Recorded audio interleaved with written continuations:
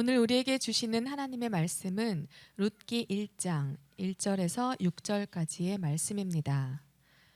룻기 1장 1절에서 6절까지의 말씀입니다. 제가 가진 성경책 구약 성경 401쪽에 있습니다. 봉독하겠습니다. 사사들이 치리하던 때에 그 땅에 흉년이 드니라.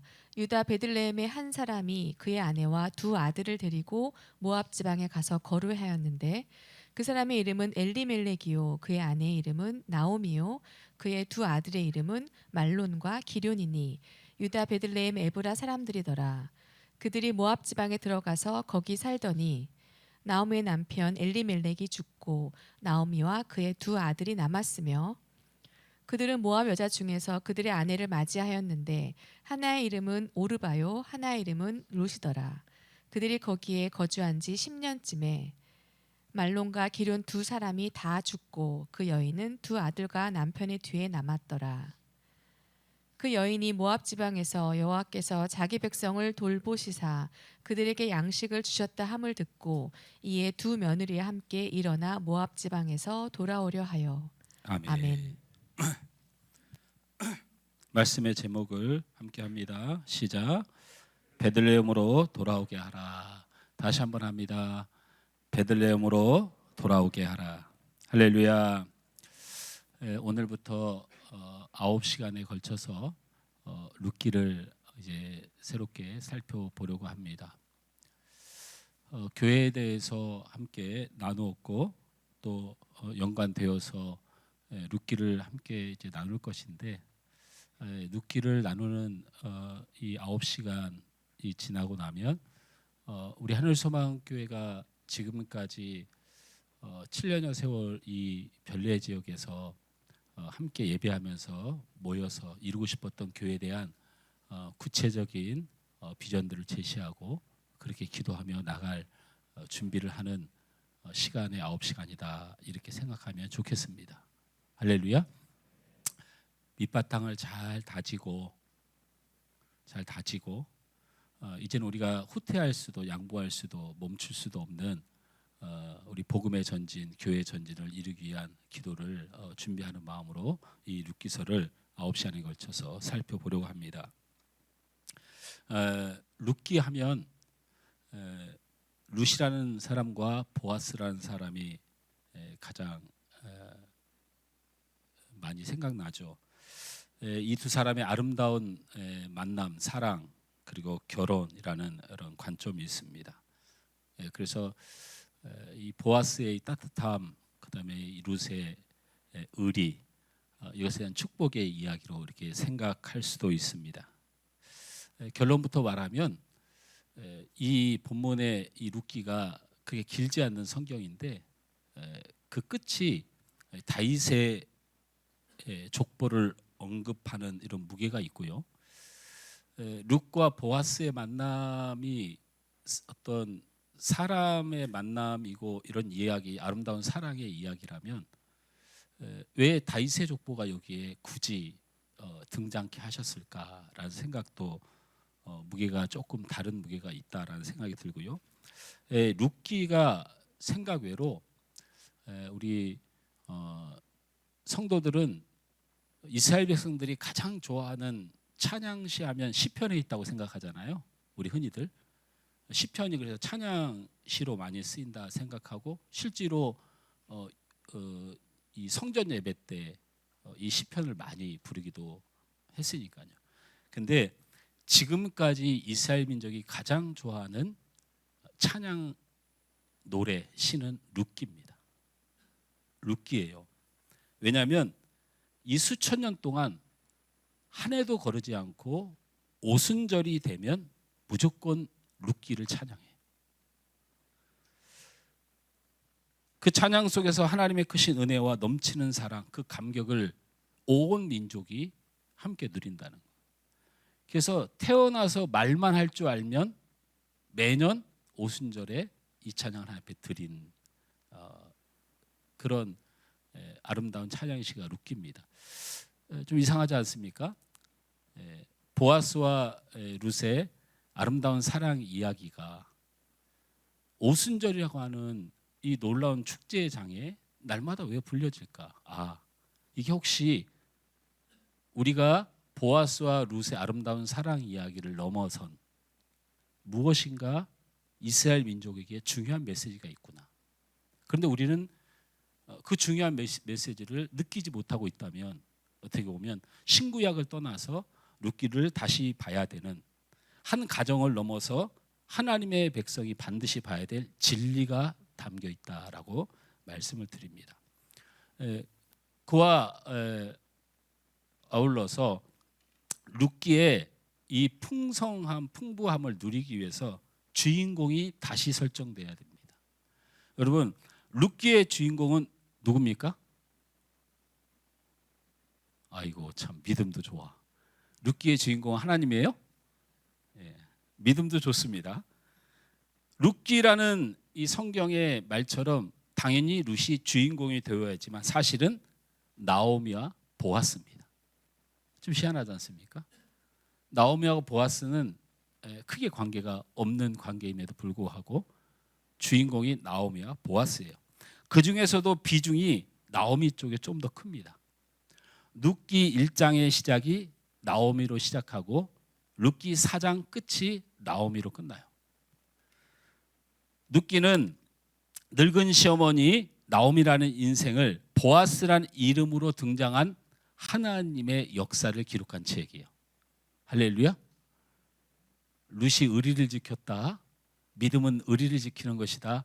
뭐 이렇게 당연히 좋은 메시지도 있습니다. 그도 그 얘기도 할 건데 중요한 건 주인공은 나오미이고 여기서 등장하는 보아스의 사랑은 바로 나오미를 향한 하나님의 크신 사랑을 보여주는 것이니 주인공이 나오미와 보아스로 보는 게 맞다라는 생각이 듭니다. 룻기를 오늘 말씀과는 크게 관련이 없을지 모르지만 룻기를 9시간 하기 때문에 머릿속에 룻기의 배경을 좀 심어둘 필요가 있다라는 생각입니다. 룻기는 1장 1절에서 6절이 룻기 전체의 서론이고 배경입니다. 근데 우리가 이 부분을 아주 잘 읽어야 돼요.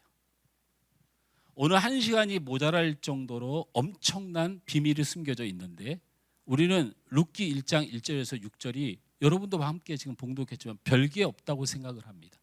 그런데 룻기 1장 1절에서 6절은 반드시 이해돼야 되고 이것이 이해되지 않으면 그냥 동화 속의 이야기가 되어버려요. 그러니 오늘 이 시간에 여러분의 귀가 마음이 활짝 열려지길 주님으로 축원합니다. 시대적 배경은 여러분 잘 알다시피 1장 1절에 사사들이 치리하던 때라는 말이 있습니다. 사사시대라는 말이죠. 이스라엘 역사에서 가장 어두운 시기라고 볼 수 있습니다. 왜 어두운 시기냐면 여호수아와 함께 가나안 땅에 들어온 이스라엘 백성들이 여리고를 무너뜨리고 금방이라도 가나안 땅을 점령할 것 같았습니다. 그러나 가나안 땅 정복이 쉽지 않게 되죠. 결국 여호수아가 죽고 그 후대가 감당을 해야 됐지만 그 후대들은 가나안 민족들과 함께 사는 쪽을 택하는 거예요. 이스라엘은 가나안 토박이들과 그리스에서 넘어온 해양 민족인 블레셋과 함께 해야 했고 또 다른 이방의 공격을 받아야 했습니다. 이런 상황에서 가끔 사사들이 하나님의 능력을 힘입어서 땅을 회복하는 것도 있었지만 또다시 타락하고 무너지면서 그 상황을 반복하던 어둠의 시대가 사사시대입니다.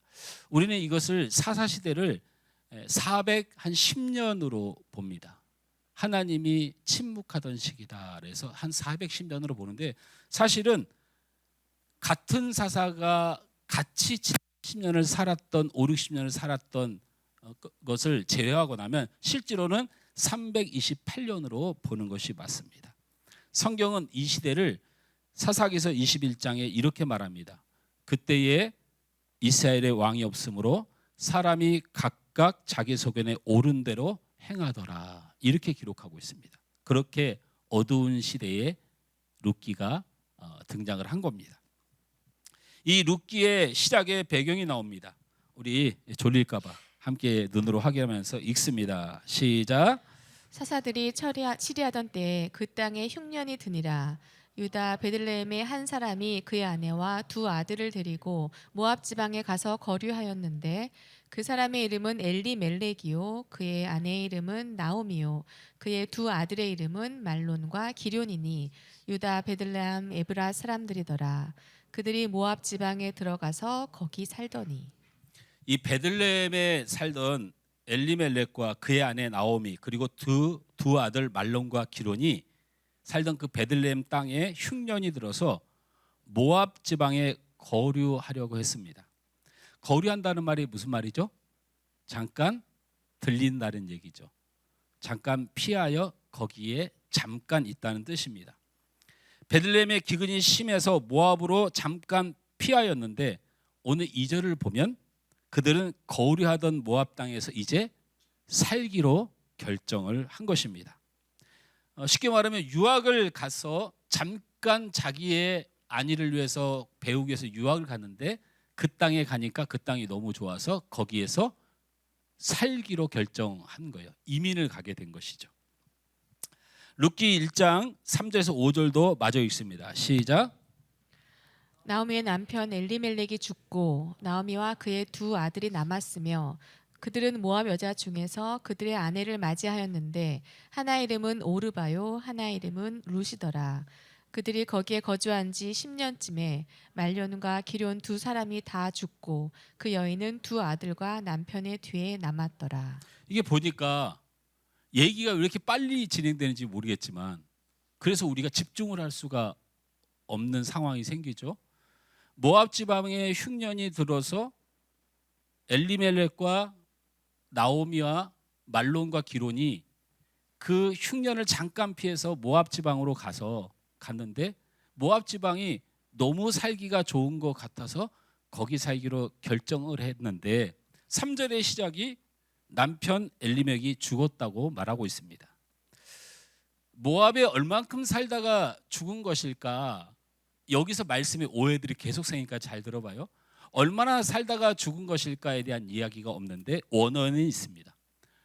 단어 하나를 빼먹은 거죠. 우리 한글 성경이.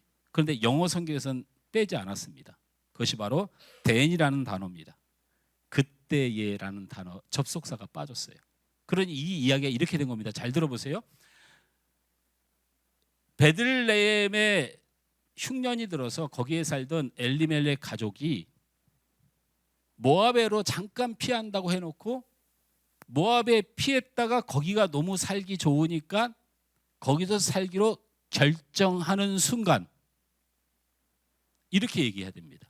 결정하는 순간 누가 죽었어요? 엘리멜렉이 죽었다라고 성경은 기록하고 있습니다.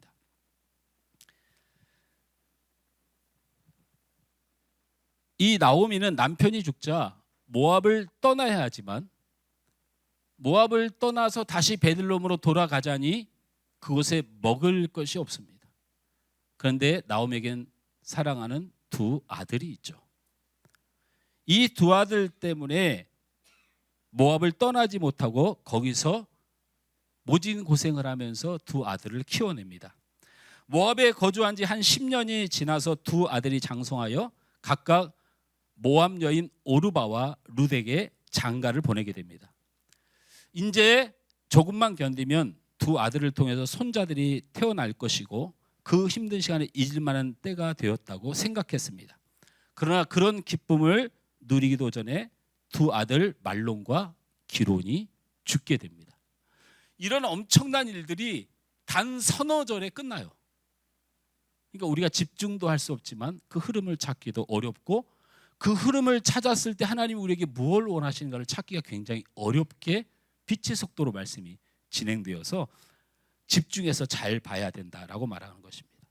이제 베들레헴에서 이주해 온 가족 중에서 남편이 죽고 두 아들이 죽고 나오미만 남게 되었습니다. 졸지에 과부가 되고 자식도 없고 소망이 없는 늙은 나오미만 남은 것입니다. 그 상황에 나오미에게 한 가지 소식이 들려옵니다. 말씀을 함께 읽습니다. 룻기서 1장 6절 상반절 말씀을 함께 읽습니다. 시작. 그 여인이 모압 지방에서 여호와께서 자기 백성을 돌보시사 그들에게 양식을 주셨다 함을 듣고 아멘. 남편을 잃고 두 아들을 잃고 베들레헴에서 함께 떠났던 가족을 다 잃고 이제는 몸이 늙어버린 이 나오미에게 베들레헴에 드디어 하나님이 그들을 돌보셔서 양식을 주었다 함을 듣게 된 것입니다.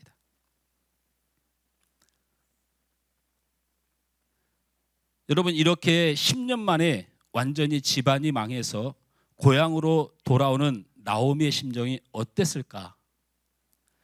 남편을 잃고 두 아들을 잃고 재산도 잃은 이 늙은 여인의 마음이 어땠을까? 우리는 이 과부 나오미 비참한 이야기의 주인공이 되어 그 비참함을 느낄 수 있어야 말씀의 문을 열 수 있습니다.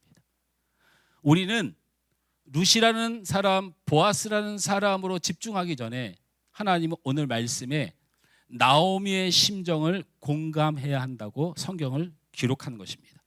그냥 사사시대에 있었던 한 집안의 몰락을 기록한 게 아니고 나오미가 어떤 마음이었겠는가를 우리가 반드시 공감하도록 하나님의 말씀이 기록되어 있습니다. 그래서 나오미의 독백 형식으로 글을 한번 써보았습니다. 저는 성우도 아니고 그렇게 감정을 담아 읽지도 않겠습니다. 그러나 여러분이 꼭 이 나오미의 마음, 삶이 어땠는지를 공감할 수 있는 시간이 되었으면 좋겠습니다. 베들레헴에 심한 기근이 찾아왔어요. 남편이 이것저것 오래 고민하더니 물이 있는 요단 동편 모압으로 가자고 하네요. 이방인들이 사는 곳이라 조금 걱정은 되지만 남편이 고민하다가 결정한 것이니 받아들이기로 했어요. 잠시 이 가뭄을 피하는 것이 뭐 그리 큰 잘못된 결정일까 싶었지요. 마침 도착한 요단 동편 모압은 기대 이상이었어요. 베들레헴의 상황이 괜찮을 때 누렸던 풍요함보다 모압 땅이 더 살기 좋더라고요.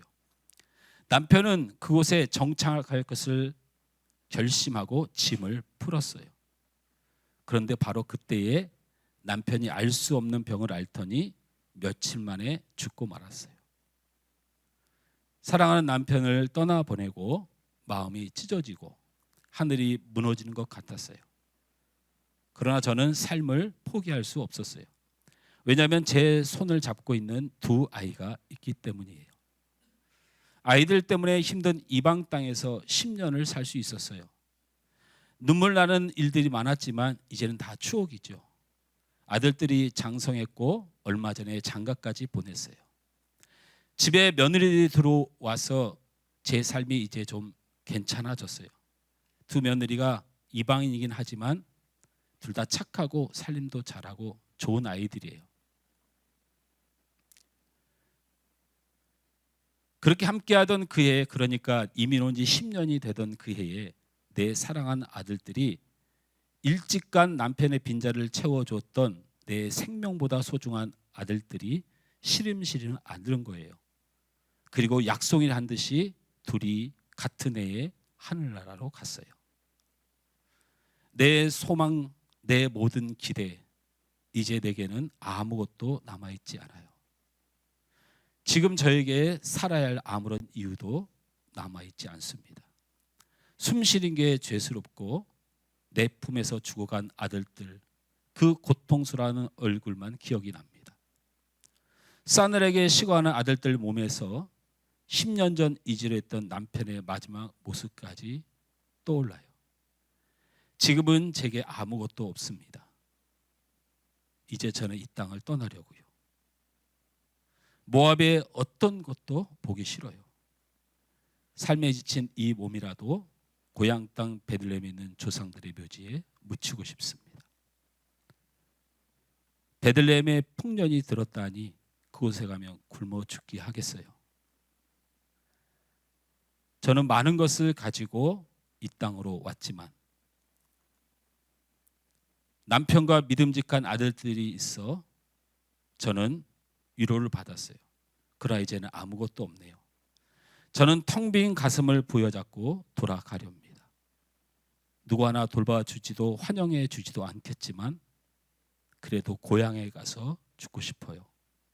그곳에서 내 마지막에 쉼을 얻으려고요.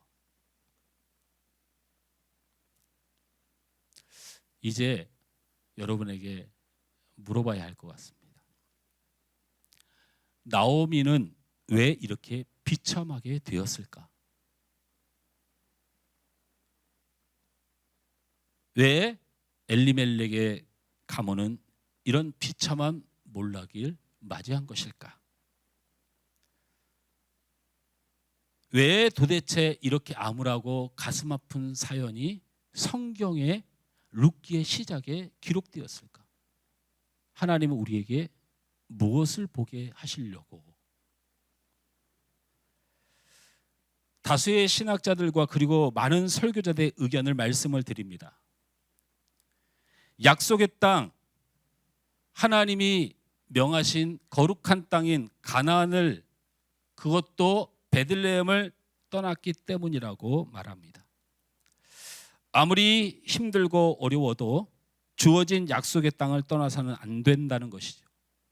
이것은 하나님의 심판밖에 얻을 것이 없다라는 말입니다. 구약시대의 땅은 우리가 가진 생각과 그 땅의 의미가 굉장히 다릅니다. 이스라엘은 하나님의 나라였죠.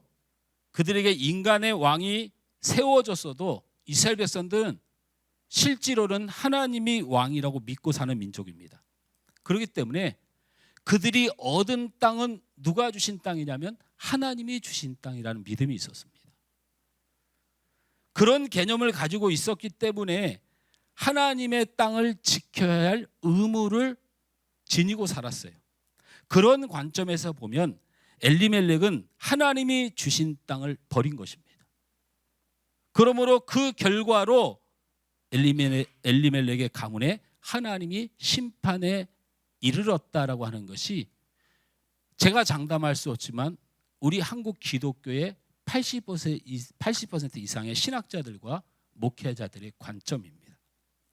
이것은 신학적 근거로도 충분합니다. 창세기에 아브라함과 이삭의 실패를 경험한 야곱이 똑같은 가뭄을 맞이합니다. 기억하십니까? 똑같은 가뭄을 맞이할 때 야곱은 풍성한 애굽으로 내려가지 않아요. 하나님 앞에 기도합니다. 하나님, 이 땅으로 우리 가문을 불러내셨잖아요. 여기서 저희가 굶어 죽어야 합니까? 애굽으로 가야 합니까? 그러나 야곱은 애굽으로 내려가지 않고 시간이 걸리긴 했지만 결국 요셉을 통하여 그 땅에 다시 풍요로움이 찾아와요. 또한 출애굽에서 하나님의 백성들, 이스라엘 백성들 인도하는 하나님의 방법을 보면 지름길이 없었어요. 출발하자마자 뭐를 만나요? 홍해를 만나요. 길이 편한 길이 없어요. 그냥 하나님이 가라 하시는 길을 가요. 성경은 하나님이 가라 하시는 길을 가는 거예요. 그리고 그들의 일주일이면 갈 그 길을, 그 편한 길을 하나님은 광야를 40여 년 동안을 도는 그 거친 광야로 하나님이 인도하셔요. 이렇게 신학적 근거도 분명합니다. 하나님의 약속의 땅, 하나님이 주신 땅, 이것을 버리고 떠나는 것은 하나님을 거역하는 것으로 받아들여졌어요. 또 한 가지. 제가 솔직하게 고백을 합니다. 이 성경이 교회를 살리고 있어요. 이 말씀이, 이런 식의 말씀이. 엘리멜렉의 심판은 우리 설교자들에게 교회를 지키는 위한 아주 중요한 적용이 됩니다. 따라서 합니다. 교회가 아무리 힘들어도, 교회에서 아무리 상처를 받아도, 교회에서 아무리 실망해도, 아무리 목사가 꼴보기 싫어도, 이것까지 하는 사람은 진짜 너무 하는 거 아니에요? 이거는 하다가 멈춰야 되는 거 아닙니까? 우리 다 꼴보기 싫은 거 어떻게 다 말하고 삽니까? 하나님의 교회는 함부로 떠나서는 안 된다는 거. 더 심하게 말할까요? 하나님께서 주신 교회를 떠나는 사람은 벌 받습니다. 저는 목회자들 통하여 저조차도 누군가의 불행을 볼 때 저 사람은 저렇게 교회를 힘들게 하고 떠났던 적이 있다는 것을 늘 마음에 생각하고, 우리 교회에서는 얘기하지만 다른 교회 집회 가서는 제가 그런 설교도 해봤어요. 설교자들은 이러한 해석의 매력을 느낍니다. 성도들, 교회 공동체를 묶어놓을 수 있는 성경적 바탕이 되기 때문에 이걸 놓칠 리가 없지요. 사랑하는 성도 여러분, 저는 이 해석과 적용을 동의하지 않는 목사 중에 한 사람입니다. 아니, 저는 못합니다.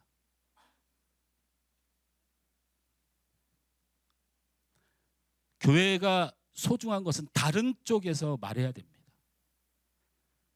내게 주신 교회에 대한 사명감은 하나님으로부터 받는 것입니다. 주님의 교회 공동체를 느끼는 가족은 태생인 것이지 말로 협박해서 되는 것이 아닙니다. 사람의 방법으로, 사람의 말로 저주와 심판을 피하기 위하여 주님의 교회를 붙들어야 된다면 이것은 성경적 방법이 아니라고 생각합니다. 같이 좀 더 이야기를 나눠보시죠. 룻기 1장 1절에 보면 그 땅에 흉년이 드니라 기록되어 있습니다. 이 흉년이라는 단어가 원어로 라하브라는 단어입니다. 히브리어. 라하브라는 단어는 조금 힘들다라는 게 아니고 극심하고 심각한 흉년을 말합니다. 참을 수 있는 수준이 아니다는 얘기예요. 견딜 수 있는 수준이 아니라는 말입니다. 이 말의 정확한 해석은 처절한 굶주림이라는 뜻이에요. 이것이 라하브이고 바로 약속의 땅 베들레헴의 상황이었습니다. 물론 엘리멜렉이 베들레헴을 떠난 것이 죄이냐 아니냐, 제가 하나님이 아니니 잘 모르겠습니다. 그러나 한 집안을 풍지박산 낼 만한 죄는 아니라고 생각합니다. 너무 배가 고프고 너무 힘들고 너무 지치고 견디다 못해서 베들레헴을 떠난 것이고, 그런 엘리멜렉을 하나님이 쫓아가서 죽이시고 그 자식들까지 죽이시는 하나님이라, 만약에 그분이 나의 하나님이라면 하나님은 위대하시겠지만 저는 하나님을 바라볼 자신이 없습니다.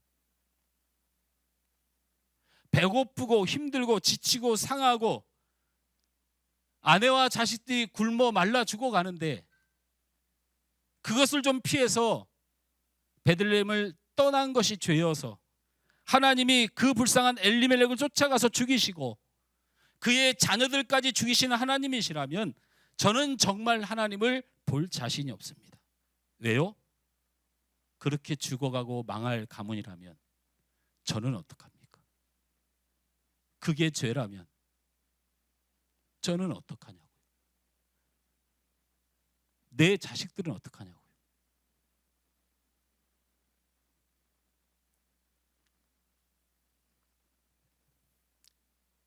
여러분도 하나님이 그런 분이라고 생각하십니까? 엘리멜렉이 약속의 땅을 떠난 그 이유가 그의 가문의 비극의 원인이다. 저는 이렇게 말씀을 보지 않길 축원합니다. 저는 이 문제를 이렇게 봅니다. 엘리멜렉을 떠나게 만들었던 베들레헴의 문제다. 베들레헴의 문제예요. 다시 말하면 엘리멜렉이 약속의 땅을 떠나 심판을 받은 것이 아니고 베들레헴의 라하브, 극심한 그인이 오게 된 이 베들레헴의 문제였다고 생각하는 것입니다. 여러분, 사사시대라고 말씀을 드렸습니다. 악하고 어두운 시대입니다. 그 사사시대에 유일하게 율법이 완전히 무너지지 않은 한 도시가 있었습니다. 그게 베들레헴입니다. 이 베들레헴에 여러분 기억하시면 이삭 죽기라고 하는 율법의 잔뿌리가 남아 있어서 나중에 보면 알겠지만 나오미와 그의 며느리들이 가서 율법 정신이 살아있는 베들레헴에서 살아남기 시작해요. 그러니까 이게 어떤 말이냐면 사사 시대에 그 암울하고 하나님을 떠나고 우상을 섬겼던 그 시대에 유일하게 베들레헴은 하나님의 율법을 지켜가려고 애쓰던 동네였습니다. 그리고 기업을 무르는 자라는 율법을 통해서 친족의 고통을 반드시 친족이 책임져야 되는 공동체, 하나님의 신앙 공동체를 유지하고 있던 것이 베들레헴이었어요. 그런데 그 땅에 뭐라고요?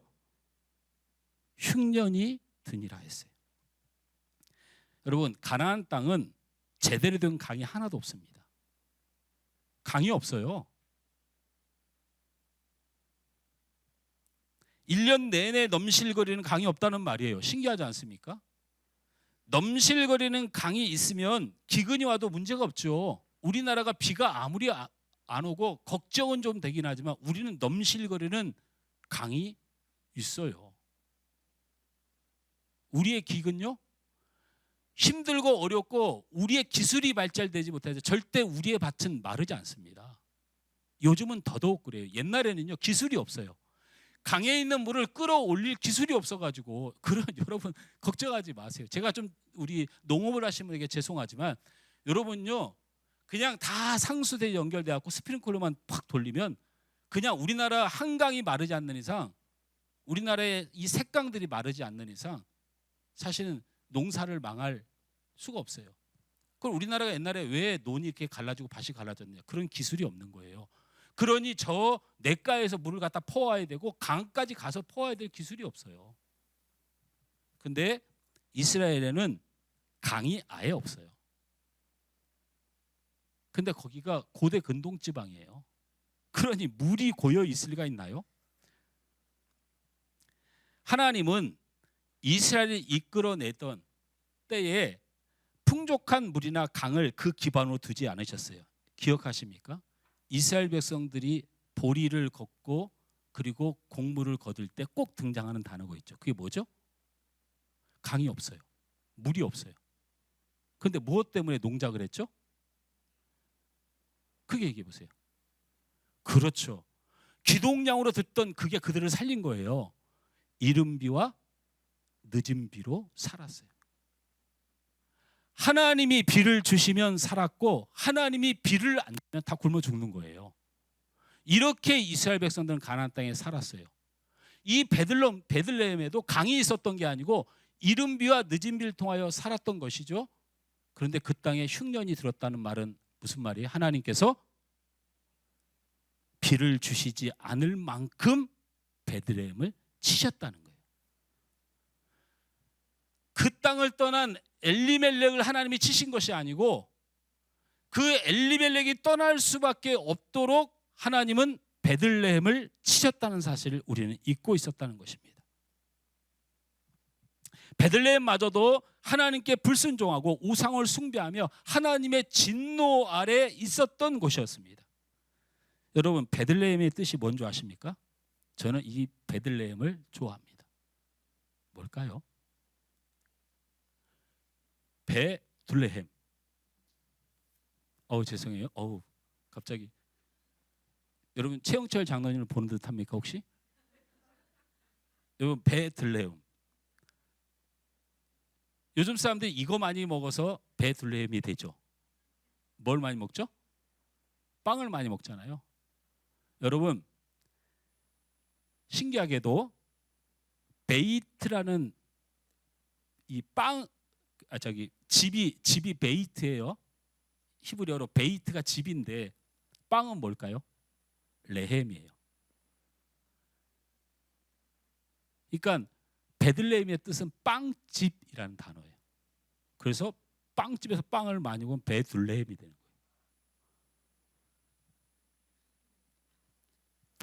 흉년이 들었다고 하는 말은 빵집에 빵이 없다는 말이에요. 빵이 필요한 사람이 빵이 없는 집에 남아 있을 이유가 있나요? 빵집을 떠나는 그 사람의 잘못이라고요? 아니요. 빵집에 빵이 없으니 빵집의 잘못이죠. 오히려 빵이 없는데 빵집에 남아 있으라고 말하는 것이 이상한 거 아닌가요? 왜 그러냐면 제가 다시 말씀드리면 저는 룻기를 강의하고 있는 거예요. 다른 데 있는 성경을 굳이 저는 안 가져오는데 오늘 저는 다른 쪽의 성경 구절을 한 구절도 읽을 마음이 없어요. 왜? 성경은 이런 식이에요. 성경 룻기 어느 곳에서도 엘리멜렉과 말론과 기론이 특정한 죄를 지었다는 표현 자체가 없습니다. 아예 언급을 하지 않아요. 성경은 그들의 생존을 위해서 선택한 일반적 서술을 기술하고 있어요. 그들의 죽음조차도 어떤 특정한 죄로 평가하지 않습니다. 그들의 모압 이주를 전혀 문제 삼지 않아요. 하나님이 노하셨다라든지 하나님의 바르지 않다든지 이렇게 서술하고 있지 않습니다. 진짜 문제는 빵집에 빵이 없는 것이에요. 거룩한 땅에 베들레헴에 하나님이 없다는 거예요.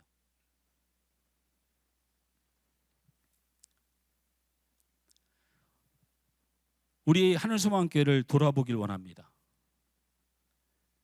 가나안 성도라는 말이 있죠.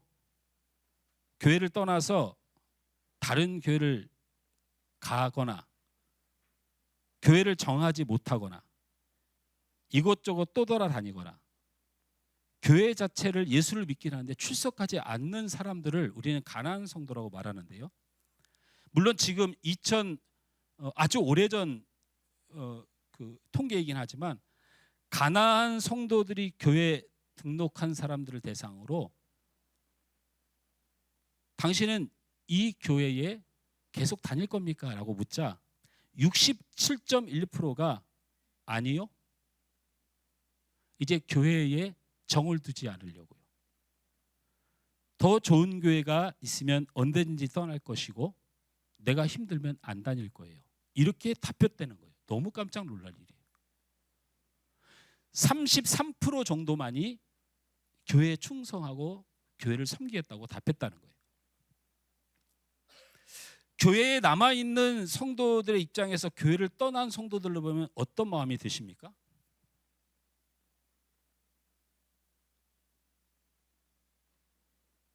장로님, 교회를 떠난 성도를 보면 어떤 마음이 들어요? 예? 안타깝습니까? 그 사람도 장로님이 안타깝습니다.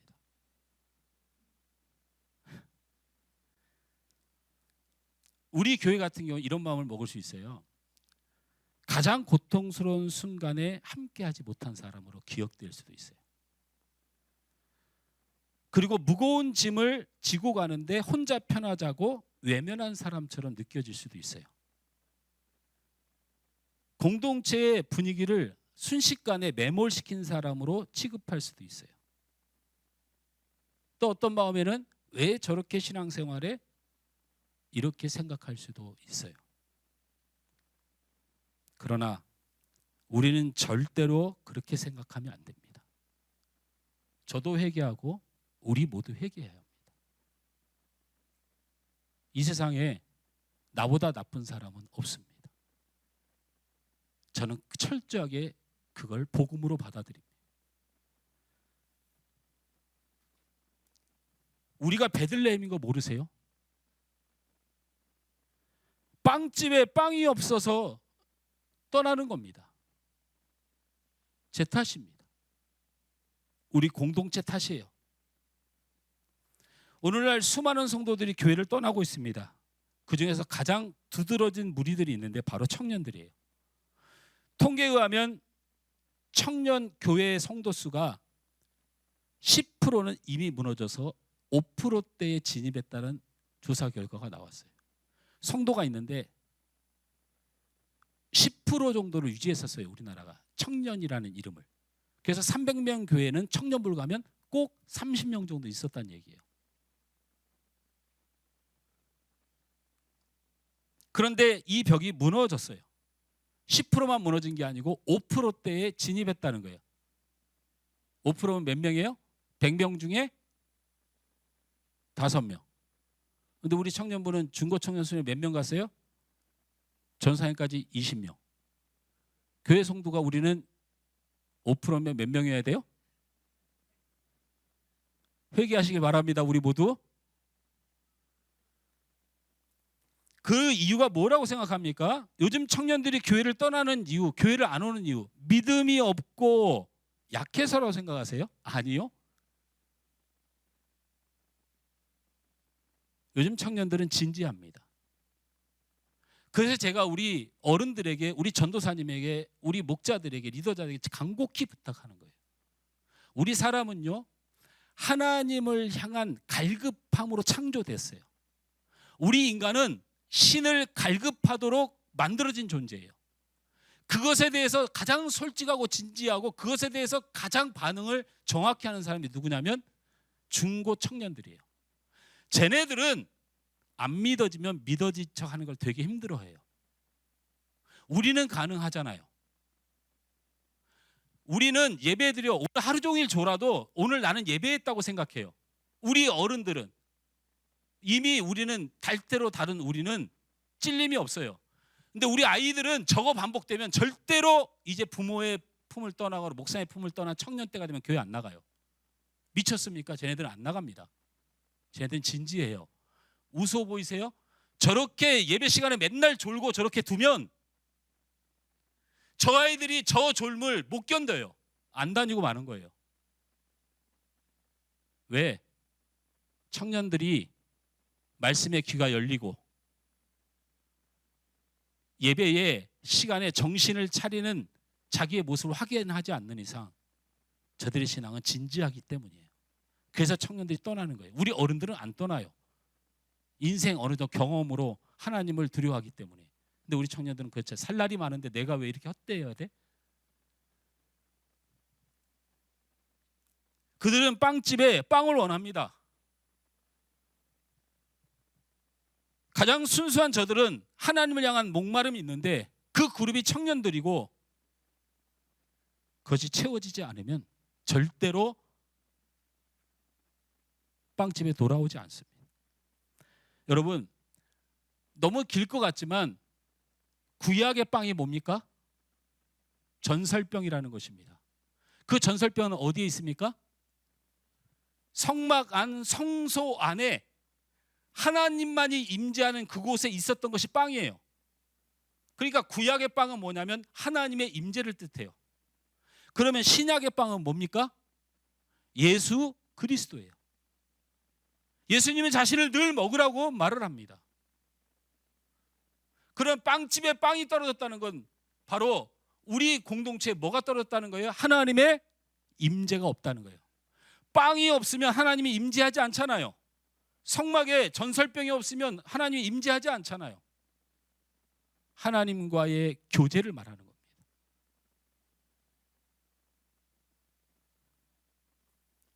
신약의 빵 예수 그리스도십니다. 예수 그리스도를 먹고 살아야 돼요. 죄인들이여 예수를 먹고 살아나셔야 돼요. 나약한 인생이여 예수를 먹고 부활하셔야 돼요. 예수를 먹고 우리의 실패와 연약함과 육신의 연약한 모든 것들을 이겨내고 하나님의 아들 그리스도 예수를 통하여 복을 받아야 돼요. 베들레헴에 빵이 떨어져서 엘리멜렉과 그의 가족이 떠나게 된 것입니다. 그 빵을 회복해야 됩니다. 하나님을 만나는 한 사람 한 사람이 이 교회에 가득 차야 돼요. 예수 그리스도로 회복되는 영혼들이 가득 차야 됩니다. 죄가 도말되며 그대의 모든 삶과 눈물이 위로받으며 예수님이 살리시는 능력을 체험하고 그분이 나의 구주심을 날마다 확신하며 믿음으로 가는 운동이 바로 우리가 잃지 않아야 될 빵입니다. 다른 거 필요 없습니다. 주차장이 없어도 돼요. 제가 보니까 그래요.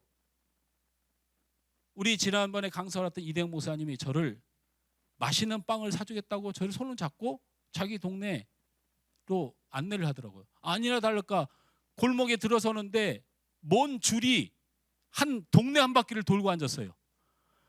뭔가 한 시간을 기다려서 이놈은 뭔 빵이지 내가 이거 먹고 내가 빵 좋아한다니까 맛없으면 내가 가만히 있겠다 씩씩거리고 딱 왔더니 식빵이에요. 식빵. 내가 그 식빵을 먹으려고 왜 내가 거기 1시간 동안, 그 옆에 맛집도 많은데, 근데 맛도 없어요. 어쨌든 거기에 주차장 있나요? 신촌에? 그냥 그 빵집 저 방송실만 해요. 진짜 이거 실화예요, 실화. 맛이 있으면 서로 들어오려고 줄을 선다는 거예요. 우리 하늘소망교회, 네, 주차장도 있어야 되고 경제적인 문제도 해결해야 되고, 그리고 우리 편의시설도 있어야 되고, 우리 유초등부도 부활돼야 됩니다. 왜 제가 그 답답함이 없겠어요? 그러나 교회는 그렇게 되는 것이 아니에요. 빵집에 빵이 맛있으면 줄을 서게 되는 교회를 만들어야 돼요. 그게 이 민족을 살리고 이 땅을 살리고 이 나라를 살리는 방법이에요. 여러분, 오늘 이 잠깐 드린 예배에 여러분 하나님과 만나고 계십니까? 그게 이 교회 부흥에 달려있다고요. 여러분이 주님의 임재를 사모하며 여기에 공허한 인생들만 가득하면 여기 맛없다고 소문난다고요. 그래요. 저도 기도를 더 하나님 앞에 신실하게 여러분을 섬기면서 이것이 맛집이 되도록 노력해야 되겠죠. 근데 그걸로 된다는 게, 대리 신앙은 이 세상에 존재하지 않아요. 오늘 찬양하며 네 곡 다 모르는 곡이죠?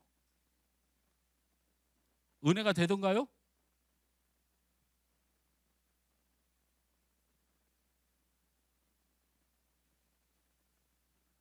우리가 예배 때 생각을 해보십시오. 내가 찬양 하나하나에 기도하며 부르짖는 내 기도에 하나님이 오실 마음이 하나도 없는데 이곳이 맛집이라고 사람들이 줄을 서겠습니까? 내가 모이는 소그룹 모임에 우리 리더자들 정말 열심히 준비해야 돼요. 피를 토하는 마음으로 말씀을 전하고, 어떻게 그렇게 그냥 대충 그 소그룹 모임이 생명의 길이 돼야 돼요. 그래야 영혼이 말라가고 죽어가는 사람들이 살려고 그 빵을 찾아올 거 아닙니까? 우리의 사랑이 하나님 다음 수준까지 올라가야 돼요. 어떻게 그렇게 믿고 그렇게 감당할 만한 마음이 없는 그 사람들, 그렇게 몇 년을 함께 하던 그 사람들조차도 사랑하지 못하는 우리를 향하여 누가 사랑을 갈급하여 교회를 오겠습니까?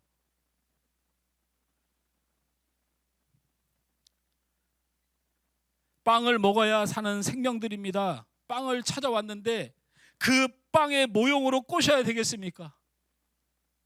굶주림에 지치고 상하여 왔는데 그 빵의 냄새로 장난질하면 되겠습니까? 빵이 없으면 죽는 사람들에게 내놓을 수 있는 빵이 없는 교회, 주님을 만나는 사람들이 없고 주님의 사랑을 품고 대하는 사람들이 없으며 세상보다 못한 이 가게를 누가 줄을 서냐고요. 건물 인테리어, 음향 장비, 부대 시설, 차량 운행, 주차장, 재정적 어려움 왜 없어요? 제가 우리 전사님과 함께 기도하면서 이렇게 기도 부탁드렸어요. 전사님, 하나님은 저에게 풍부함을 주지 않아요. 우리 교회는 교회의 어려움과 내 목회를 하나님이 꽉 묶어놨어요. 제가 대부분 뜨거워질 때는 우리 교회가 위기가 올 때예요. 우리 하나님께 감사해요. 저는 그래서 내가 만약에 몇백 명, 몇천 명 교회에 성도를 거느리는 목사였다면 저는 이렇게 겸손한 목사가 될 리가 없어요. 하나님은 제 목줄을 꽉 잡고 내가 조그만 방사하면 성도들 상처받고, 조그만 방사하면 교회 재정적으로 어려움이 오고,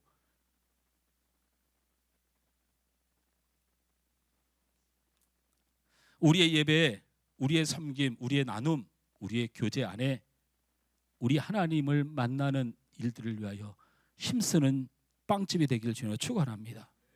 여러분 진짜 예수의 사람이 좀 되세요. 여러분은 최선을 다하고 있는 거 다 압니다. 저도 더 간절해지겠습니다. 생명의 말씀이 되도록, 생명의 섬김이 되도록 제가 더 교제하도록 하겠습니다. 사랑하는 성도 여러분, 여러분도 각자 위치에서 최선을 다해 주시길 바랍니다. 하나님의 임재가 있는, 예수 그리스도의 섬김과 사랑이 있는, 저 죽어가는 많은 영혼들에게 줄빵이 있는 교회로 세워가시기 주님으로 축원합니다. 나오미는 빵집에 빵이 있다는 소식을 듣고 베들레헴으로 돌아왔습니다. 오늘 성경은 베들레헴으로 돌아온 그 가족을 향해 하나님이 쏟아내는 빵에 대한 이야기가 룻기의 이야기예요. 나오미와 보아스가 뭐 잘 만나서 뭐 부모를 순종해서 말씀을 그렇게 보는 게 아니고, 이 나오미의 처절한 슬픔 속에서 빵집에 빵이 있다는 소식을 듣고 돌아왔을 때, 주께 돌아왔을 때, 하나님께 돌아왔을 때 그 가문에서 무슨 일이 일어나는지를 보여주는 소망과 감사와 찬양의 룻기입니다. 그러니 이스라엘 백성들이 이 룻기를 평생 수천 년 동안 놓치지 않고 하나님을 향한 찬양으로 불렀던 것입니다. 우리 하늘소망교회 이런 빵집이 되길 바랍니다. 기도합니다. 좋으신 하나님,